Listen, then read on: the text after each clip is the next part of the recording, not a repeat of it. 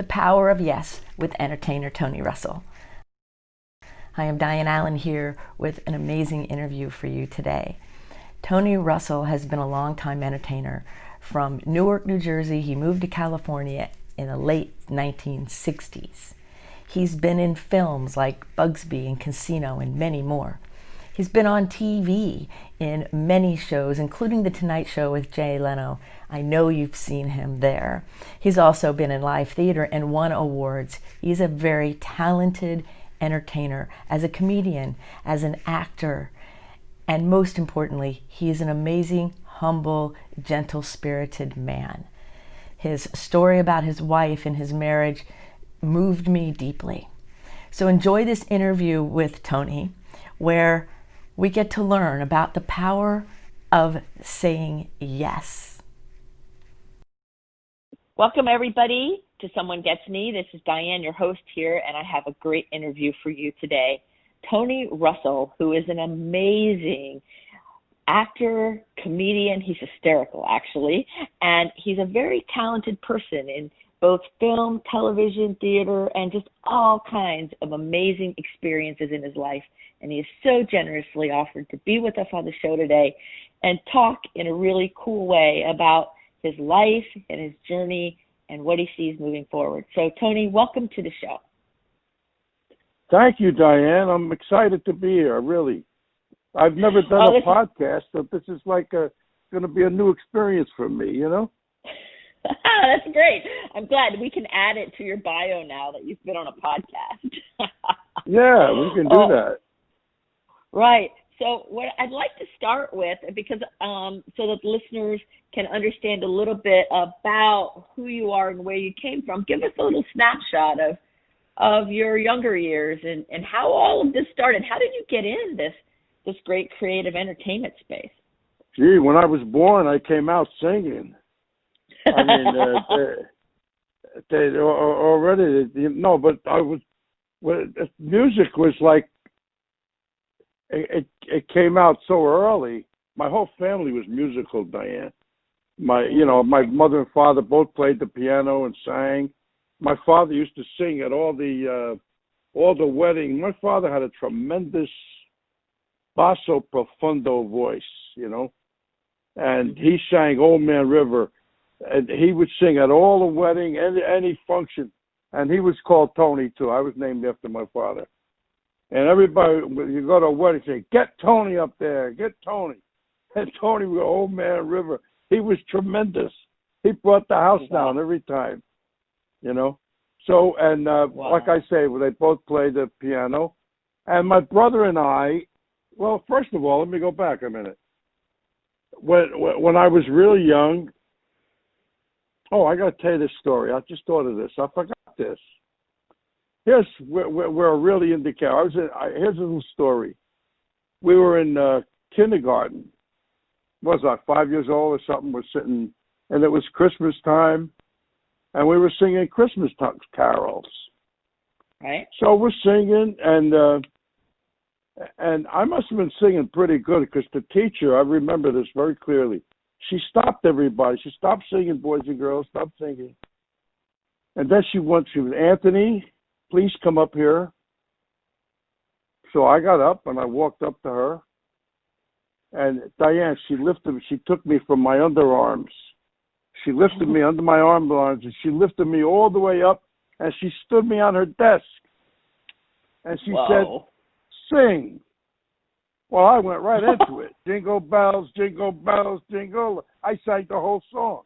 So I was a big hit in kindergarten, But that was the beginning. That was, there was like an indication maybe you have something, So right. And also with my family, everybody sang. I have my mom and dad, my older brother Bernie, my sister Carol, my sister Joyce, and we all sang and harmonized. After dinner, when I was growing up, was a great time, Diane, because after dinner we would all sit around the table and sing old songs and harmonize, especially old songs that my mom and dad grew up with, and from the 1918s and 14, the most songs. Like, in fact, my mother's favorite song was, we used to let her sing it alone, and my father would cry. It was called Till We Meet Again. And it went yes. Smile. You know that song, Diane? Yes, I do. Smile the while you kiss me Saturday. When the clouds roll by, I'll come to you. Like that. It goes on and on. It's a beautiful song. And we used to harmonize all the songs like that. Like that. So then my brother played a harmonica, by the way. He was a tremendous harmonica player. I mean, he could play the harmonica. And one day, I must have been like 6 or 7, I don't know, something. My father comes home with this thing called a banjo ukulele. And now it's a ukulele, but it's round like a banjo, In fact, I got it. I'm looking at it right here. I still got it. It's in my living room right here. And it came with the booklet to teach you how to play the chords and the fingerings. And I learned it in one day. And I was right into it. So my brother and I started playing things together, and my father put us in a minstrel show at the local church, and we were a big hit there. And then one day we go down. We're from Newark, New Jersey, by the way. Grew up in Newark, New Jersey, in the projects called Stephen Crane Village. And so one day, my brother Bernie and I, we get on a trolley car. We were little kids. At that time, nobody knows where you were, and nobody cared where you went. You just went, just as long as you're home for dinner. So we get on a trolley car, and we go downtown Newark, New Jersey. Right on Broad and Market Street, right in the middle of Newark. They had this booth there where you can pay 10 cents and you make a record. Well, we got the 10 cents, 5 cents a piece. We put it in there, and we made this record. Great. And I still have it today. And we sang and harmonized. Hey, good looking, what you got cooking? Remember that one? Oh yes, I Hey, remember that good one. looking, what you got cooking? How's about cooking something up with me? And then it goes on and on. But and we were so proud. We thought we had a hit record, Diane. So that there, and what else? And then musically, I'll tell you. Okay, then I can tell you a story about. I'm in grammar school, okay? And I used to carry my ukulele around with me everywhere. And I remember I must have been in the 5th grade, Diane. And I remember my teacher, Mr. Leckie. Mr. Leckie, he really took a liking to me. He used to tell you, Anthony, come here, play for the class, sing a song. So I go take my ukulele and up there, and I used to do Al Jolson. I used to do all kind of songs, and this went on for a few months. And he would let me sing for the class. So one day he called me up to his desk. He said, Anthony, come here, I want to talk to you. And they didn't start calling me Tony until years later, by the way. Okay. So he said, Anthony, come here, I want to tell you something. He says. He looked at me, and I remember this very clearly. He says, you're very talented and very cute. And here's what I want you to do. I want you to go down and see the music teacher, Mr. Snyder, and tell him that I would like him to give you a real musical instrument so you could play in the band. And tell him what I said. So I went down, I saw Mr. Snyder. I said, hi, Mr. Snyder, I'm Anthony Resinello, and Mr. Leckie told me to come down here to see you. If you could give me of an instrument so I could play in the band. And Mr. Leckie told me to tell you I'm very talented and very cute. I did that. Great. Oh, my gosh. Yeah. What did the music teacher do? Well, he went into the closet. It was in an auditorium, where they had the band. And he pulled off a trombone off the top of the shelf, and the case was all falling apart, and it was all scasciato, as we say in Italian. It means all broken up, scasciato. So, and he took it out, and he showed me how to put it together. And he says, take this home and mess with it. So, Diane, listen to this. I take it home. I take it out of the box, okay? Mm-hmm. And I put it together, and I went, Mom! I said, Mom, look what Mr. Snyder gave me. And I went, and my mother started to laugh like you wouldn't believe. She was laughing so hard I thought she was going to have a heart attack. I'm going, see, my mother had that kind of nature. She was like, she had that joie de vivre, she was always laughing and singing and dancing and all that stuff. And I was making this noise like it sounded like a herd of wounded cows or something. But my mother had this kind of nature, and she was wonderful. She used to take us everywhere, my mother, took to the circus. I remember my mother, one thing I got to tell you. She used to wake me up early in the morning, and she would say, Anthony. My mother was like a little girl. She had that thing. She said, Anthony, don't go to school today. Don't tell your father. We're coming to me. We're going to Coney Island. Because she wanted to go on the rides with me. She wanted to go on the what's the name of that roller coaster in Coney Island? The Cyclone. Yep. She used to take me on the Cyclone, and she used to scream and laugh.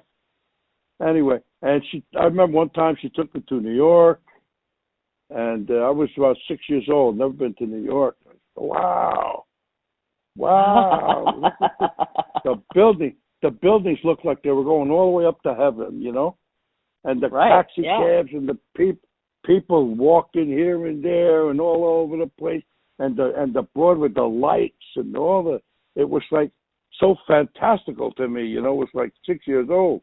And then she takes me into Radio City Music Hall. Oh my! And I get this. This I got to tell you, this is very, very interesting. And we sat down, and I couldn't take my eyes off that stage. I mean, that was like the beginning for me. When I saw the Rockettes come out, I said, "Whoa!" Yeah. Ah, my word! That's the first time I realized I liked women, 6 years old. Right. So after that show, I mean, I think it had an effect on me that lasted. I mean, we don't know about me getting into show business, because when I saw that stage, wow. it was like magical, So yeah, it's like you belonged there, even though you didn't know that you belonged there yet. Yeah, well, I can go on and on with my early stuff, but I don't know if you want to go into something else or what, So how did things move forward where you ended up getting into more of show business things professionally? Like, obviously, you were born into the right family and into DNA, and then when I can imagine you as a little boy seeing that stage, and I'm getting goosebumps thinking about it. Like, that's just where you belong. So how did you transition from all of that into your profession? It started that I became a very good trombone player. Oh, and okay. I got it when I was in high school. We had Mr. Greenfield. He was a tremendous music teacher. I mean, I got better musical training in high school, which was not a musical school, than I did when I went to college. I was a music major. I'll tell you about that later. But and so he had it for going for many years. He had a big band they named it the Blue Jackets. And I played trombone in the big band. And every semester we would put on concerts for the student body. And we were like stars in high school. You know, Kirk would come over and we'd play the theme song, and I don't know if you remember that big band era with, you know, first of all, my father introduced me to that era because I was born in 1938, don't forget. So I go way back. And my father's best friend, who was also his younger brother, Tommy, was the band boy, the road manager for a famous band in the 1930s called Glenn Gray Casaloma Band. I don't know if anybody would remember that name. But anyway, and my father used to play all the old records of Tommy Dorsey and Jimmy Dorsey and Glenn Miller and all the. So they were the rock stars of that day, you know. And, sure were. My parents played their music all the time. I loved them. I love big band. I love it. Oh yeah, and they were terrific. I mean, they were, and of course, now when the war came in 1941, when we got bombed in Pearl Harbor, Uncle Tommy. By the way, I have a picture with him when I was 3 years old. He was going to go away. He quit the Casaloma band and joined the Coast Guard, and it came to say goodbye. He's going overseas, and I have a picture of him in his sailor suit, and I'm barely off the floor. So anyway, and he left, and so getting back. By the way, it ended very tragically. Uncle Tommy got killed in the war. My father never got over that. You know, it was a horrible thing. It was horrible because that was his best friend as well as his brother. You know. Right. So, so now I'm playing in the Blue Jackets, and at the big band, you know, and now I'm like 15 years old. So I get a call from my cousin Jamesy. He says, a friend of mine owns this nightclub. He wants a band. Do you have a band?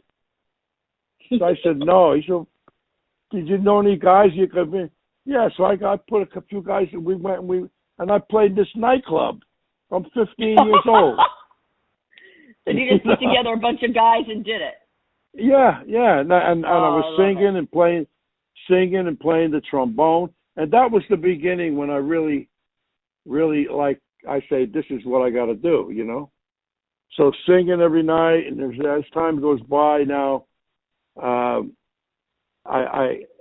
get in with some real good musicians, you know. Mm-hmm. And in fact, I got with a band called the Vanguards, and we were a big hit in New Jersey. We had a big following, you know. And then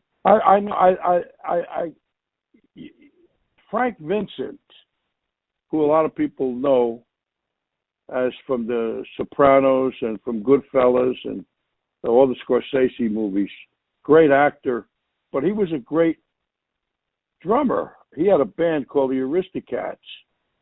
And, I remember that band. Yeah, and I used to sit in with him. And anytime one of the band members would take off, he would call me and fill in. And I would sing songs and jump around and fool around, and you know, I was finding my way in the show business, you know. So, and I did that, and then I was working with the Vanguards, and then at this time I'm in college, and I'm playing every night, and I'm going to school every day, you know. And that was about this time. Oh, I got to tell you this. I forgot this. Am I going on too long here? No, you're not going on too long at all. Where'd you go to college? I went to Montclair. It's a university now. At the time, it was Montclair State Teachers College. And I was a music major, a trombone major, and a piano minor. Ooh, now, nice. to graduate, you had a requirement to conduct the concert band, not the orchestra, concert band, which means there were no strings. Right. And you had to do a full concert with an audience and the thing. Diane, I got to tell you this story. Yes, I want to hear it.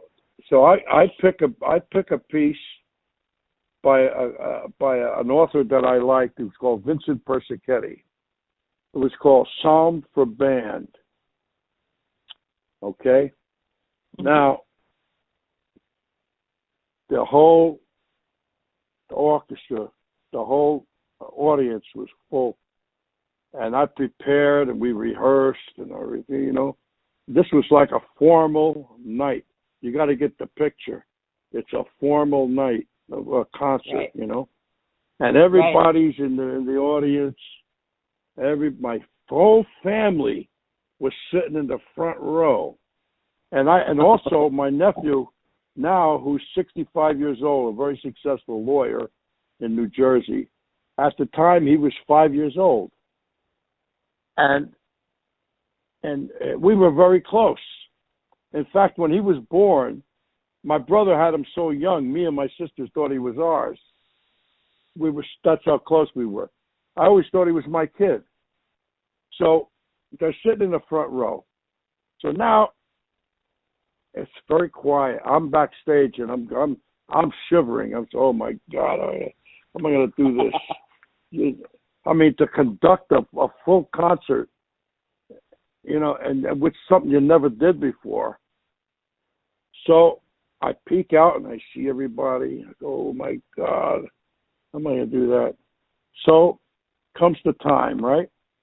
Mm-hmm. So I come out, I walk out, and there's always like polite applause. The conductor comes out, you know, polite applause. Right. So I come down, I take that short little bow, real nice. So I turn around to the band. I got my baton in my hand, and I tap it on the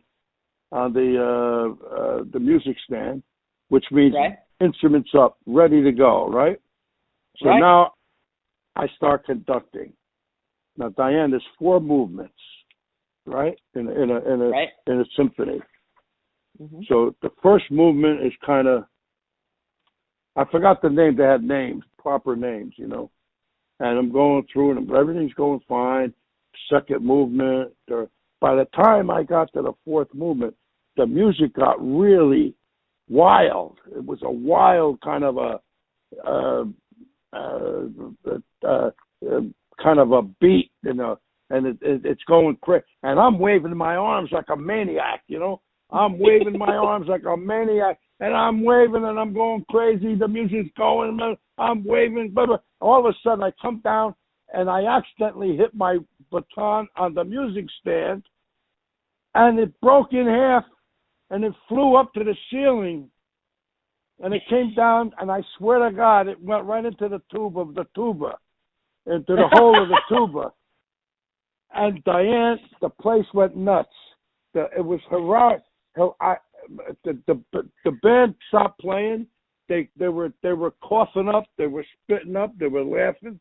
The audience was in hysterics, and I'm standing there like a jerk. I didn't know what to do. I was standing there like a real fool. I said, "Oh my God, how did I do this?" Now listen to this. My little nephew, Bernie, he was named after my brother. 5 years old. Well, he stood up from the front row. He stood in his seat, and he yelled back to the audience, "Don't make fun of my uncle. Don't make fun of my uncle." Oh. It was hysterical. They loved him. It was hysterical. And things calmed down, and I finished the concert. But that's one of the classic stories, you know. So, wow. Yeah. So anyway, so now you want me to go on with more things like this? Yeah. So how did you get into film and theater and television? Okay. I mean, did it get added to the music, or did it segue from music into that? How did that work? was not something that I ever thought about, and I'll tell you how I did it. I got a job. Now, I'm 25 years old at this time. I was singing since 15, almost every night, and I was using my voice very incorrectly. You know, I was laying on the vocal. I was, and I was like that, more like Michael V. Gazzo. You know, right. So what happened was I got a job at the 500 Club in Atlantic City. Now, I don't know if anybody knows the history of the 500 Club. 500 Club was like the Copacabana of Atlantic City. This was way before they had gambling in Atlantic City. This was one of the greatest nightclubs in the world. This is where Jerry Lewis and Dean Martin hooked up in 1946. In 1946, they hooked up there. And Frank Sinatra and all the biggest stars in the world worked there because Frank Sinatra was great friends with a well-known nefarious guy called Skinny D'Amato, who owned the place. Now, of course, they had the big room, and I was working in the lounge. Now, I'm working every night, and I'm singing. All of a sudden, something with my voice went south, and it was hurting me. I couldn't sing. I could hardly sing, and I was depressed. I said, "What? I got to work. How am I going to work? I can't sing." And one of the girls, there was a Broadway show in the big room at the time, and they used to come out and watch our show in the lounge, you know. And she says, "You know something?"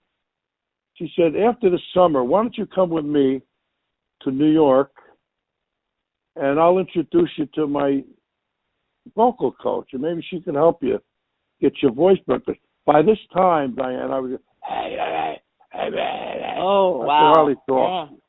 Oh yeah, it was very depressing. I was thinking I'll never work again. I was very, very, very depressed, you know.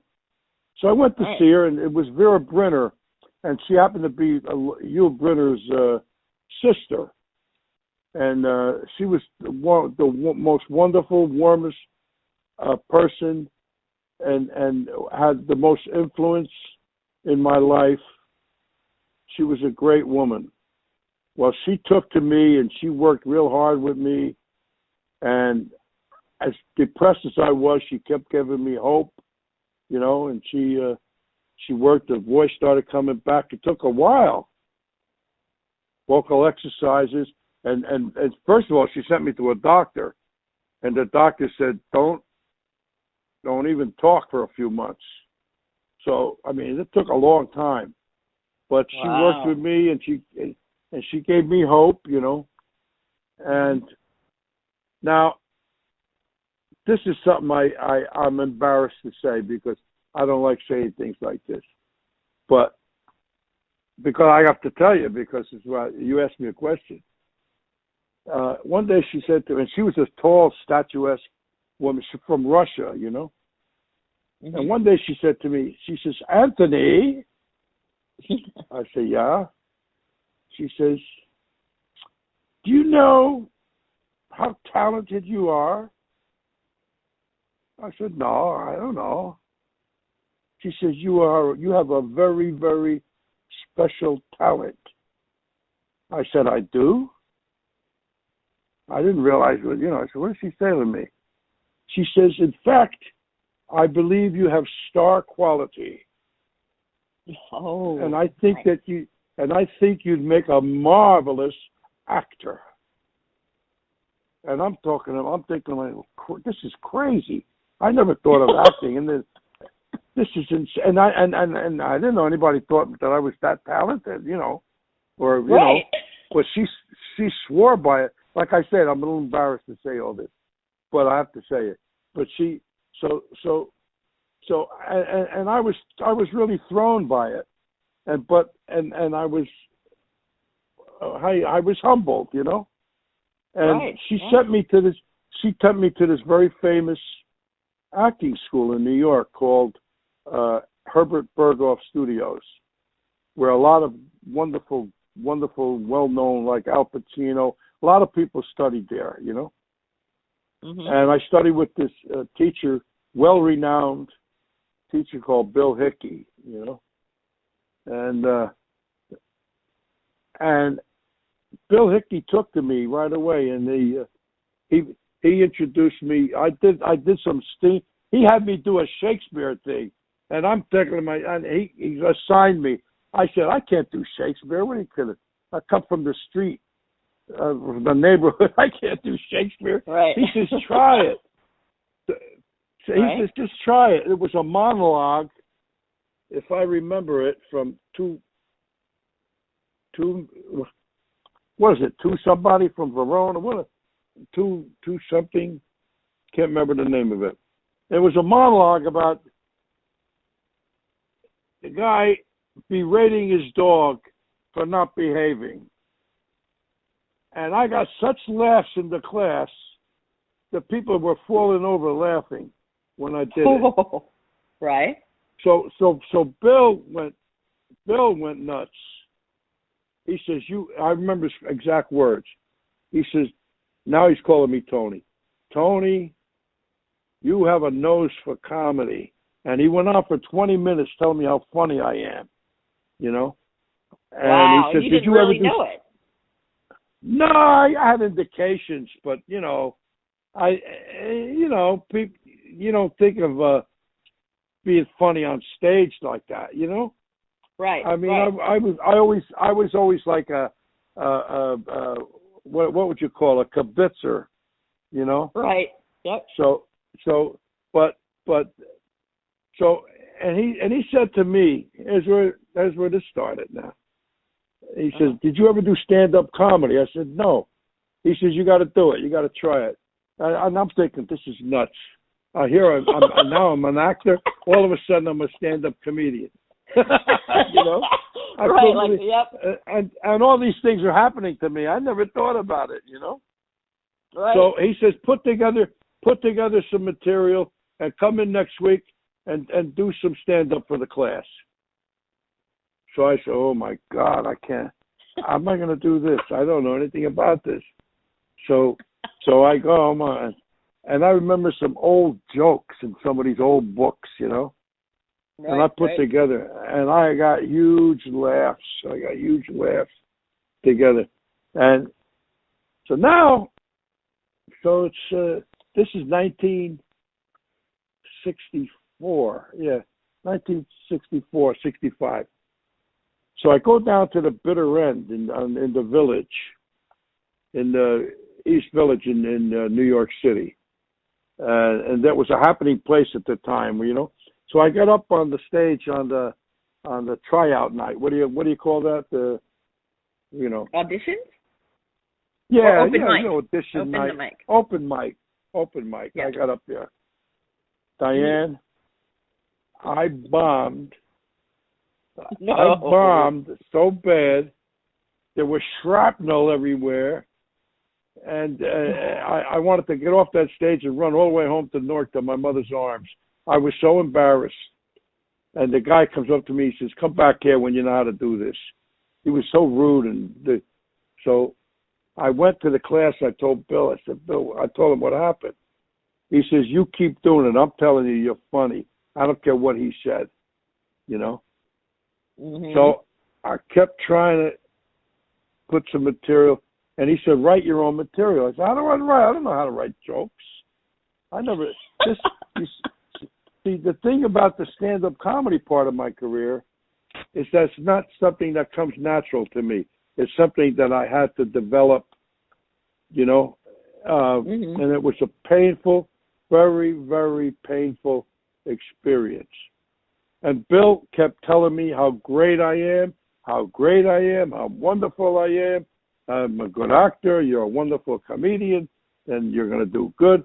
So I kept trying to write jokes, and I kept bombing no matter where I went because I didn't have material.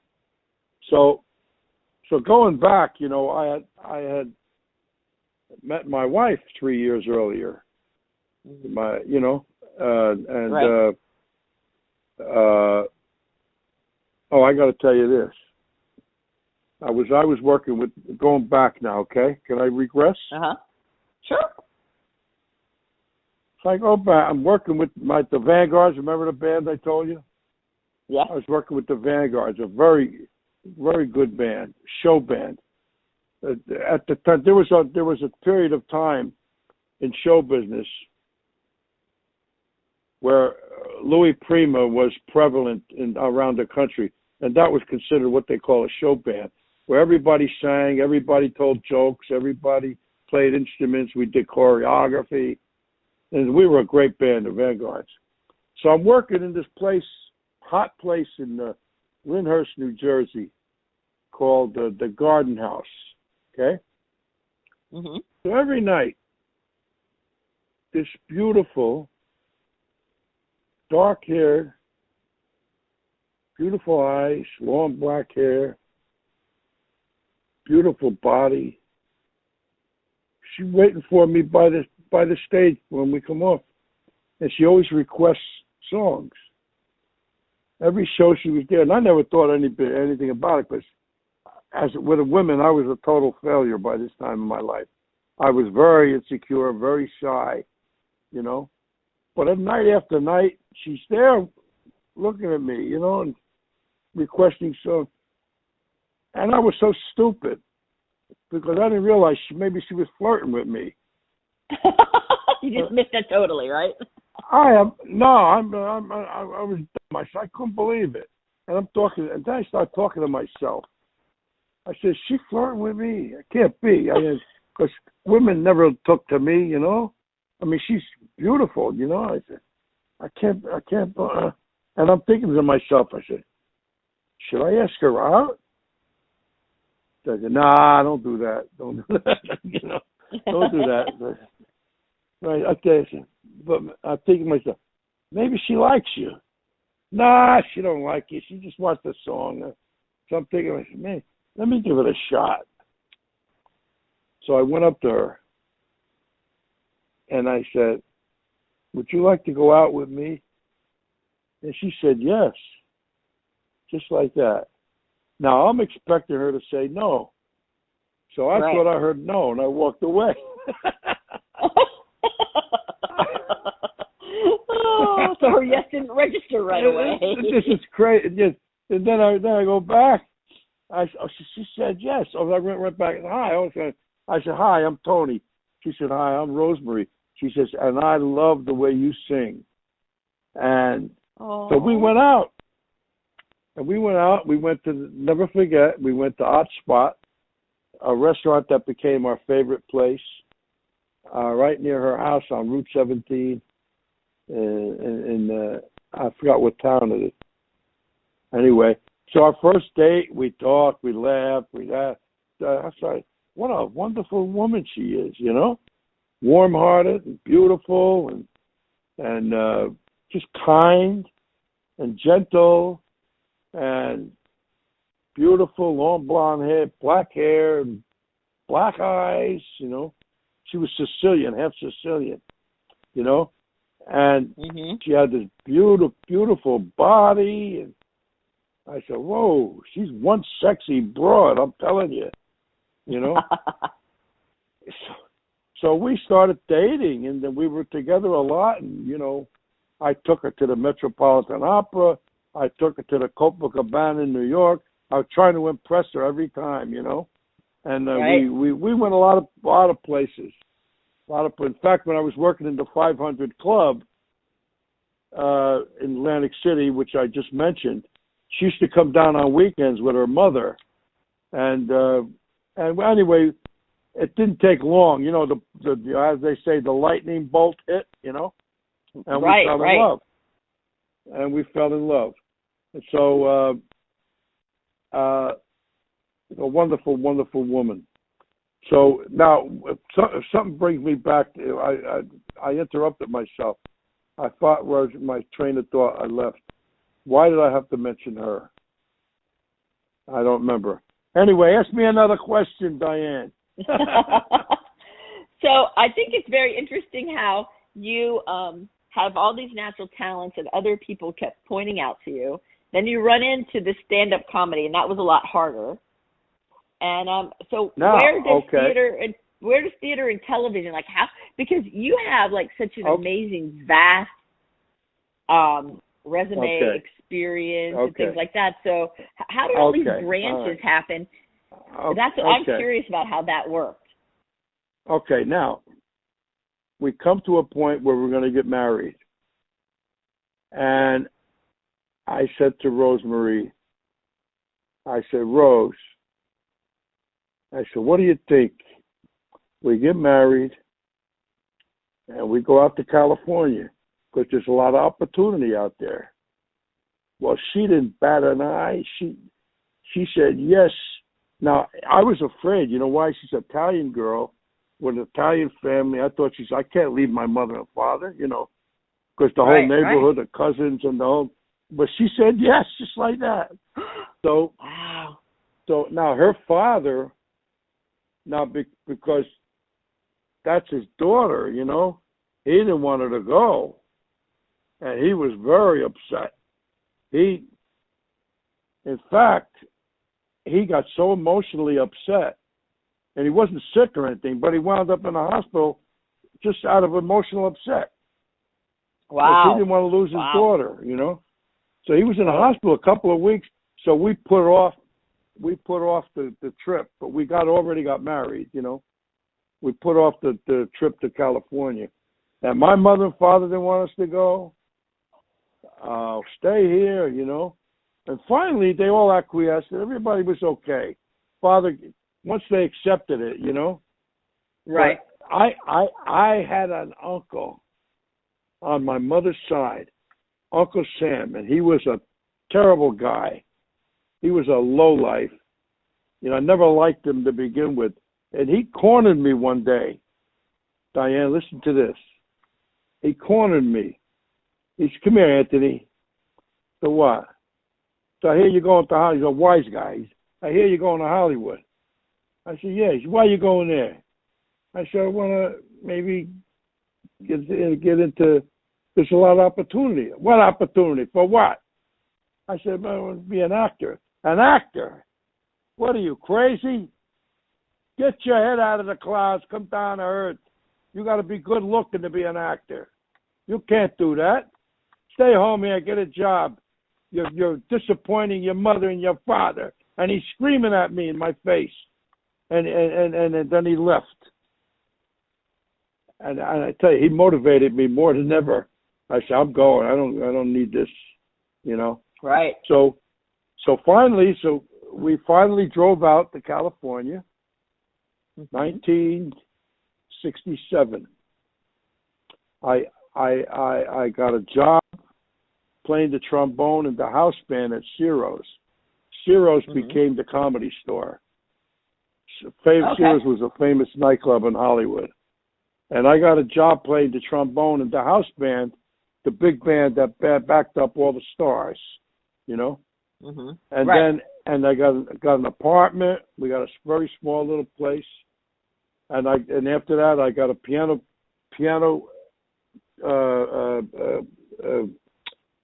bar job in the Hollywood Hotel, playing every night. Yep. And now here's what really threw me, Diane. I come to Hollywood, right?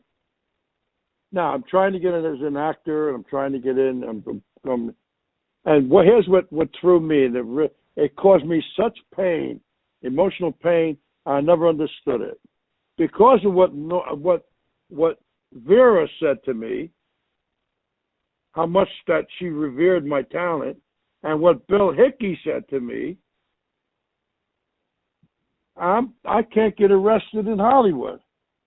And I'm thinking, how come with all this talent, nobody else sees it? I couldn't believe it. I thought it was going to be an easy little, nobody else sees it. But I kept working at it. I did all them small theaters, equity waiver theaters. I took more acting lessons. I kept going. And in the theater, I kept calling casting directors to come down. The years are going by, and I'm thinking, this is crazy. I'm not getting anywhere. Because they said, "What? Do you have a SAG card? No. Do you have any film on you? No. So the agent won't take you. You know." Oh. So I'm working, and then I got into the Comedy Store people, you know, and I started. By the way, Rosemary kept giving me her paycheck every week, and she told me, buy jokes, buy material. One thing I'm going to tell you about my wife, she backed me the whole way. She never once said to me, get a regular job. Not even a hint of it. So I can't praise her enough and love her enough for that. So I'm getting better and better at the stand-up. You know, I'm doing better and better. You know, I'm getting more jokes, more better, and I'm learning how to do it. Go to the Comedy Store, and I'm starting to do better. And I met Tom Dreesen there. In fact, Tom Dreesen was instrumental in me and getting me on television. You know, because he recommended me to Merv Griffin, and I got on Merv Griffin's show, and a couple of times, and then from there I went on Dinah Shore, then I went on John Davidson's show, Madam's Place. What else? There was other ones I can't think of. Norm Crosby's Comedy Shop, and Make Me Laugh. That was a popular show, and all that. So now, a very big manager sees me on Merv Griffin. He called me into his office. His name was Buddy Mora. I got a phone call, said, Buddy Mora wants to meet you. I said, oh, my. So Buddy Mora liked me, saw my show, and my stand-up, and he contacted the Tonight Show with Johnny Carson. Right. And they don't want me. They saw me. They don't like what I do. And he kept trying. And then he said to me, he says, you know, if I can't get you on Johnny Carson, I have nowhere else to go. That's your launching place. He said, so I can't represent you. So I said, fine. Now, at the time, I got to tell you my worst experience in show business. Want to hear this? Sure. My worst experience. I was working at a little club in Beverly Hills called Ye Little Club. It was a very hot nightclub, and I was doing my stand-up. One night, I'm not going to mention names here because I don't want to mention names. One night, I did a great show, and after the show, a very well-known personality, man, walks up to me with two beautiful women on his arms. Now, I got to preface this first. To get on the Tonight Show you had a whole career. When Johnny Carson came from New York to California in 1972, I believe it was, every comic in the world came to California, to Hollywood, to try to get on the Tonight Show. Because if you got on a Tonight Show, that was everything. That was everything to a comic, because you could get a television series, everything could happen from there. And it was, and that's what we all were working towards very hard. It meant everything. You got to understand that. So he comes up to me with these two beautiful women on his arms. And he says to me, well, you got it. I said, what do you mean I got it? He said, Tonight Show. You got it. He said, they sent me to see you, and you're terrific. And when you get you on with Johnny Carson, you're on the Tonight Show. He says, call them tomorrow, go over the material, and do all that. But they sent me to see you. I couldn't sleep. I could not sleep. I mean, this was it, my big break. So I called the office the next day, and I asked for the talent coordinator, Craig Tennis. Message, who's calling? Tony Russell. What's it about? Well, I said, well, what's his name? I'm not going to say his name. Saw me last night, and he said, talk to Craig Tennis. So Craig Tennis gets on the phone. I said, hi, Craig. I said, Tony Russell. What's his name? Told me to call you. He saw me last night. He said, put me on with Johnny. So I'm here. I'm ready. Go over the material so we could go. He said, what are you talking about? Oh, my. I said, well, what's his name? Sent me to talk to you. You sent him down to see me. He said, we didn't send anybody to see you. I never even heard of you. And he hung up. Oh, my word. Oh, my word. Well, I started to cry. I'll bet. I started to cry. And my wife, if I can't curse on your show, but my wife started cursing. She called them all kind of names and everything when I told her what happened. And so that was devastating. So now let's go on, because we don't have enough time now, because the big thing is when I got with Bonnie Hunt. Right. Because I'm even covering. We're not going to cover everything in an hour. So, am I doing all right? You're doing great, and we can go over a little bit depending on your time. So then what happened? Okay, so well, how did it all finally come together? You've got me on the edge of my seat, Tony. Yeah. Well, I started first after I did the Merv Griffin show. I got an agent, and I started doing little commercials, and I started doing little bit parts on television, little, walk on wall, little say a line, and I started building up. And then, because I started getting shows like Mad About You and Home Improvement and all those shows. I started more and more getting better. I got a better agent, and it started building up. One day, I got a call to audition for a very big casting director, Ellen Chenoweth, and it was a gangster movie. And so every gangster type in Hollywood, it must have been 100 guys out there in the hallway, right, coming in and out to audition for this show. So I went in, and I was alone with her, and she had me read. She said, "Would you read this other part?" I said, "Yeah, all right." I read the other part. She said, "Try this other one." She had me about 4 or 5 different parts, She said, "Would you go outside, and when I call you, come back in again?" I said, "Oh, okay." So I go outside. A little later, she calls me back in. She said, "Try this one again. Try this one again." She said, "Thank you very much." So the next day, I got a call that Barry Levinson wants to meet me.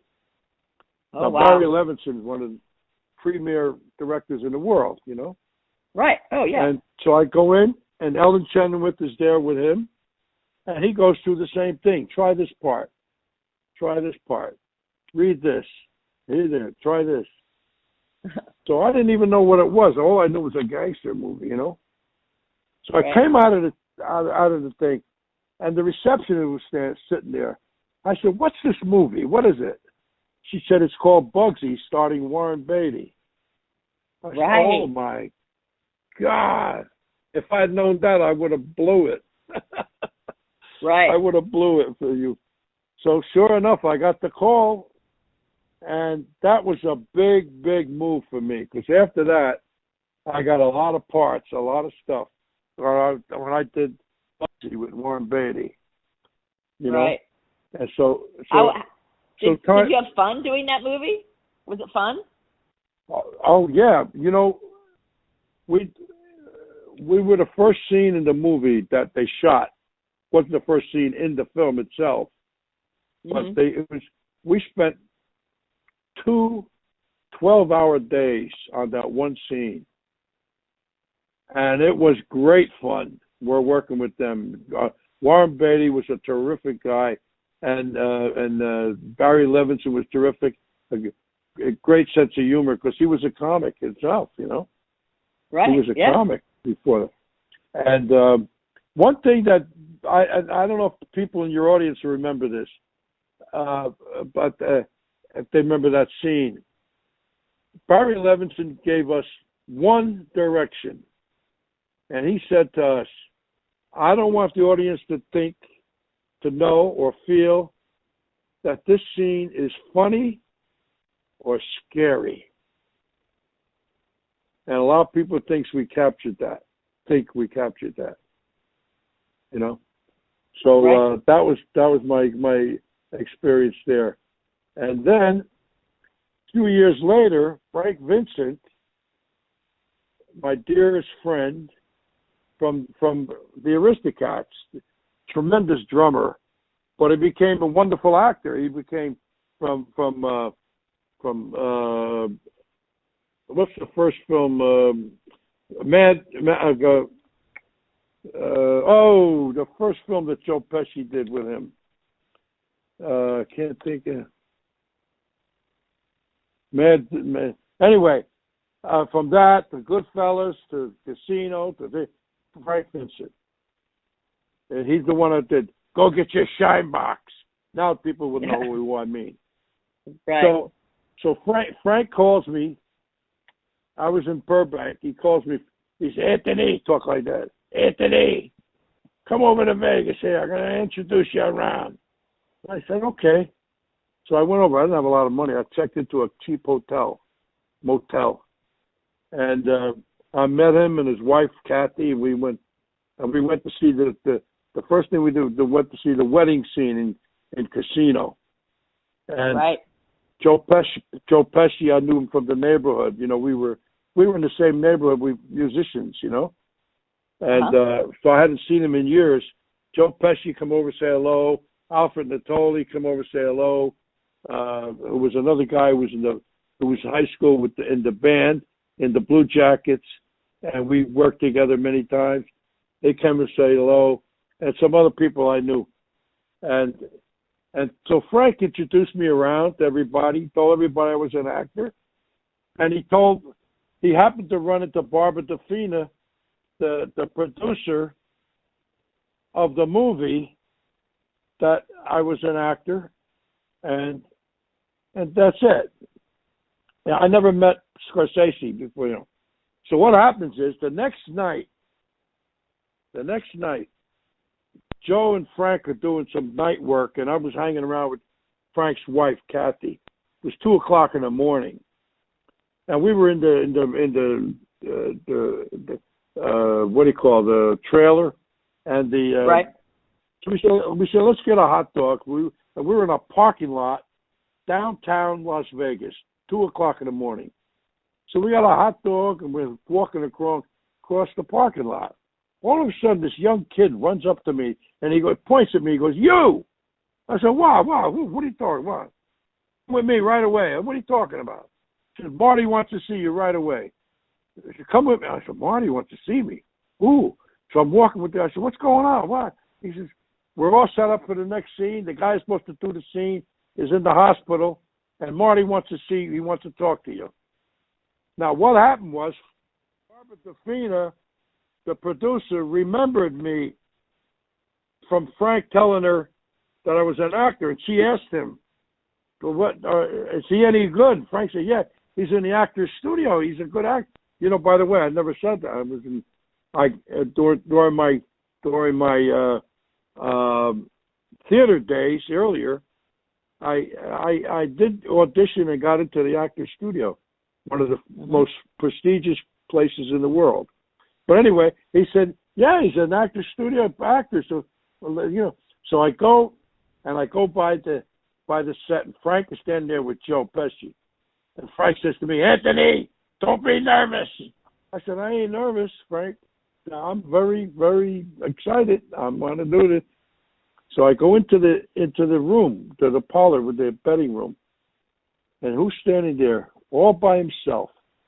Martin Scorsese. Introduces himself. I said, Marty, I know who you are. I said, I know, I've been trying to get with you for years, you know.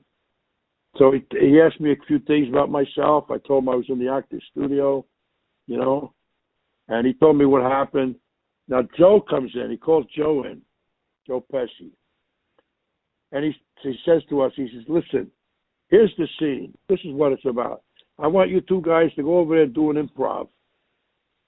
And when you feel like you got something that fits what I want, come back and show it to me. So we go back and we do. You're taking, I'm giving. People know the scene. You're taking. No, I thought you were giving. What if I take your head and put it through the window? So we come back and we show it to him. And Marty looked at me. He says, I could see him saying, "You're very good." I could see it in his eyes, you know. Right. So then at that point he said, "Go get a haircut, go get the wardrobe, and let's shoot this thing." I said, "Wow," and I did it. Nice. And Diane, I was on cloud nine. I was surrounded by genius: Joe Pesci, Frank Vincent, Robert De Niro, and what's his name there? The little guy. I can't think of his name. Martin Scorsese.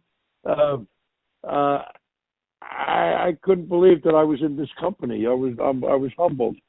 And so we did the scene. I'm in wardrobe, getting undressed.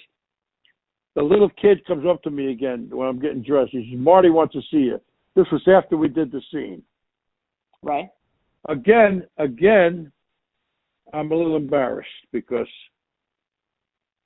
I come back and Marty Scorsese spent about 15 minutes telling me how wonderful an actor that I am. And that meant the world to me. That meant the world to me, coming from probably the greatest director ever, you know? Right. So, so that was that. Now, the thing is this now, I'm financially still a big struggle in my life because I'm not making any money. You know, you do a job here and there and it's over, you know.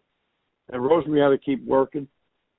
So, and I kept saying, right, and now I'm going back to piano bars trying to make a living. And I kept saying, when is it going to happen? I want to be a big star, you know. Everybody says I'm supposed to be a big star. I said, well, when is it going to happen? You know? Right, exactly, yep. So, you know, but then I thought to myself, Marty saw it, like Vera saw it, and Bill Hickey saw it. Marty saw it. So there's got to be something there. I got to keep going. And I'm going, I'm walking, I'm struggling, and a couple of years go by, no money, we're struggling, you know. Then I get a piano bar job in a place called Carmine's on Santa Monica Boulevard in West Los Angeles. Very, very famous place, and it's a high industry there. High industry. So now, you know, I had my my demo tapes, which I had made. I had made a lot of them, and I always keep them in the back of my car, you know. Right. And I passed out so many of them. I met directors. I met people there. And I made friends. And I gave out my tapes to everybody. And nothing ever came of it, you know. Then one night, Bonnie Hunt comes in with some friends, sits right in front of me. I didn't even know who she was. Wasn't sure. And it was a slow night. And they were egging me on, and I was really singing my best and playing my best. Well, she liked it. She's a very nice, and I still wasn't sure. She came back 2 nights later with a girlfriend, And she sat near, listened to me. She didn't say anything. Very nice. And then she kept coming back. So one night she says to me, "Would you like to have a drink with me at the table?" I said, "I'd love to." So I go to have her, and I find out her name. Now I knew her name, but I wasn't sure of the face, Bonnie Hunt. Right. Whoa, this is big time here, So, and then in the conversation, it came out that I was an actor. She had no idea. She said, "Really? I had no idea." I said, "Yeah, I got a demo in the car. I on it." She said, "Yeah, let me see it." So I went out to the car. I bring my demo tape. I gave it to her. She came back in a few nights later, and she handed it back to me. She said, "I really love this. Thank you." And now she kept inviting me to her table every time she came. And we became friendly, very friendly, very friendly. We became like good friends, So now what happened was, this was in the year 2000, I believe. Christmas time. She calls me. She says, "Tony, would you like to play the piano for my Christmas party?" I said, "I'd love to." And I didn't ask her for any money. I didn't say nothing, I didn't want to say how much you're going to pay. I didn't want to say that to her. But she paid me a lot of money for that night. I had never expected it. And a lot of stars were there, a lot of people. She's got this house where the piano is in a special room by itself, where everybody gathered around, and drinking a little bit around the piano. And so now it comes 2001, okay?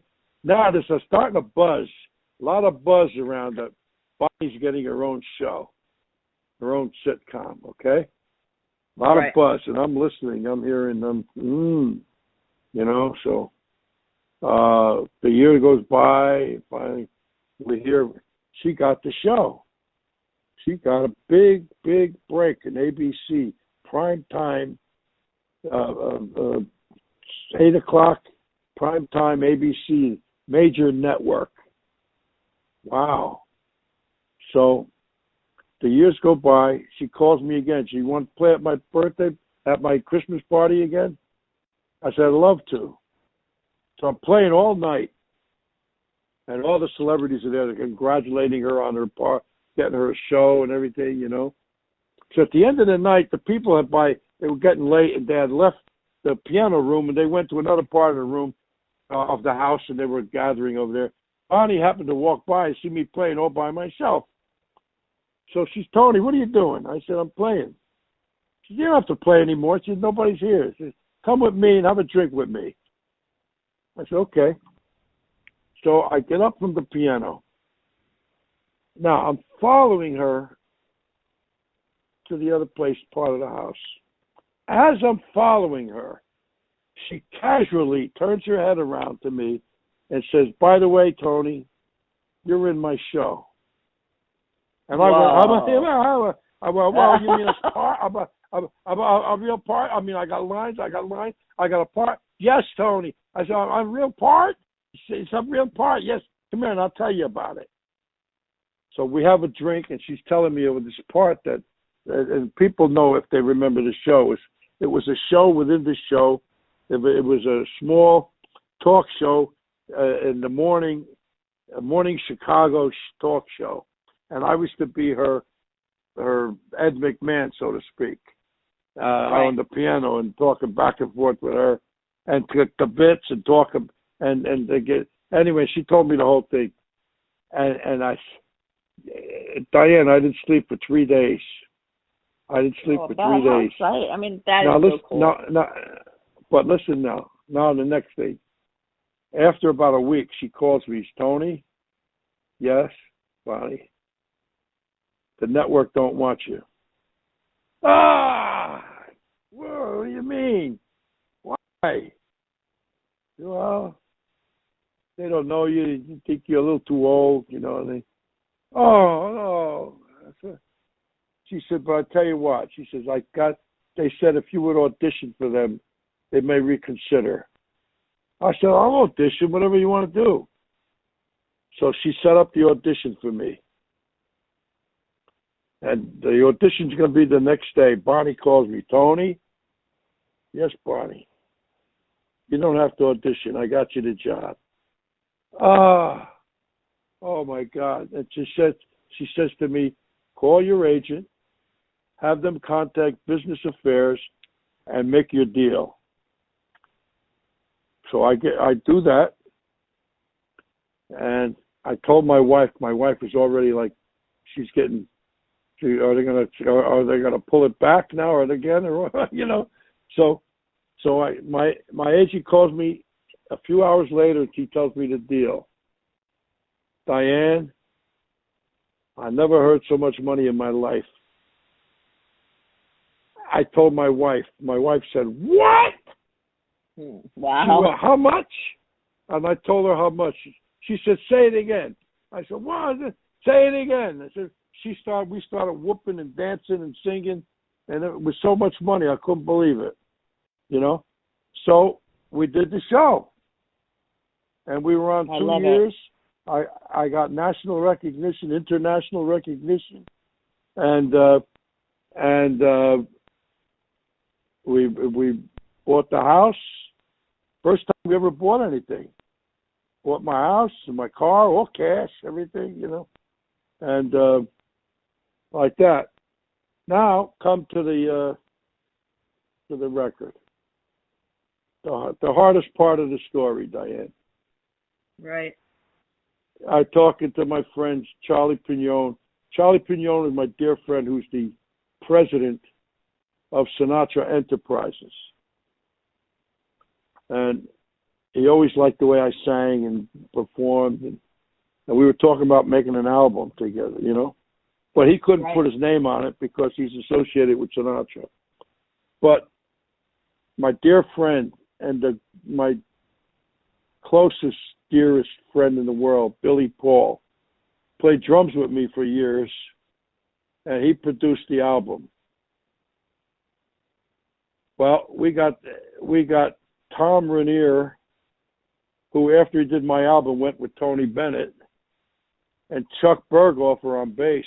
Tom Rainier played piano, by the way, and Chuck Berghofer played the bass with Sinatra for years, and we had this trio, and we went and did this album. And Rosemary was going to be the executive producer. And so we went to the studio and we did most of it, and we didn't finish it. Then Rosemary was not feeling good. She wasn't eating too good, and we didn't think anything about it. She would take a couple of bites. I nicknamed her Two Bites. I called her Two Bites. Then she got sick with lung cancer, and she didn't make it. Oh. So I wasn't thinking about music or anything. I mourned her for a long time. I wasn't thinking about show business. I was only missing her, and I cried and cried and cried. And Billy was my very, very supportive. Billy helped me get through it, He helped me. He was right there for me. And so, I don't know how much years later, a year later, I think it was or something, we're having lunch again with Charlie and Billy. And Charlie said, why don't we finish the album? And we'll dedicate it to Rosemary. I said, that's terrific. That's terrific. That's a great idea. And that's the album. It's called I Remember You, the One and Only Love of My Life. And by the way, if anybody wants to buy the album, it's on. They can get it on all the services, the iTunes and all them services. Or, if they want interested in hearing my album. And we'll make sure to put links to how to buy the album in the show notes so everybody can just click on there and grab it from you. Get it. Yeah. It's a great album. So, thank you so much. I think people would like it, I think it's universally liked I've gotten a lot of response. Of course, it's playing all the time on Seriously Sinatra on the cable, you know, the what do you call it? Whatever you call that. It's playing all the time on there, and I get a lot of response from it. So anyway, so I don't know what else to tell you, Diane. And pardon me, what I think I told you a little bit yesterday. After I mourned Rosemary, I decided I can't do this. I have to live my life, you know. And I decided it was a choice. I'm going to be happy because that's what she would want me to be, and I'm going to stay happy as I could. So I live alone now. I've adjusted to it, and I'm still Billy and Charlie are still my dearest friends, and my nephew Bernie, my brother Bernie, my sisters Carol and Joyce. I'm surrounded by positivity, so I'm in a good place. And I'm financially secure. I'm 82 years old. And if I work again, that'll be fine. If I don't, that's also fine. I just try and enjoy my relationships and my time that I have left. That's it. So I don't know what else to tell you. Well, I only have one question. And I want to remind everybody you've been listening to Tony Russell talk about his amazing adventures in his career. So I'll make sure that his bio and links are in the show notes so you can learn more about him and be inspired, especially by this album. This music is amazing. But I have one last question for you, Tony. Okay, you ready? It's a trick question. Sure. If, you know, with all the adventures you've had in life and all the ups and the downs and everything, I'm wondering if we were going to create like a billboard for roadside that would have your message on it, a message from Tony to the world that everyone would see. What message would you put on that billboard? God is always right. Ooh, that's a good one. God is always right. I love it. Oh my gosh, I have goosebumps. That was great. Well, I have had the best time talking to you and listening to your stories and how things unfolded. And I love how the beginning and when people could see it in you and how you noticed it, that they saw it in you and you kept going. Your perseverance and knowing that I'm just going to keep doing it. And Rosemary's support for you. It's so beautiful. I have goosebumps. It's just such a beautiful story, and I so appreciate you taking time to hang out with me here and share it all because it's By so the way, valuable. one more thing, Diane. Thank you so much. By the way, I was 63 years old when I got Bonnie Hunt's show. It took me that long. 63 years old, yeah. So a lifetime coming out of the womb singing and all of the work and all of the diligence and perseverance. If the break happened when you were 63 years old, that speaks volumes about your character and who you are. Billy always says that it's 1 in a million that could happen to anybody. What happened to me at 63 years old? Yep. You know? Yeah. It's amazing. It's really amazing. I'm looking at my watch. I don't realize we went on an hour and 20 minutes. Is that okay? Yes, it's totally fine. So I want to thank you for being on the show and thank you for everything. It's just been amazing. I'm just so thrilled to get to know you. And Diane, I want to say to you too, and to Paul, who introduced me to you. I really appreciate this opportunity. I've never did a podcast.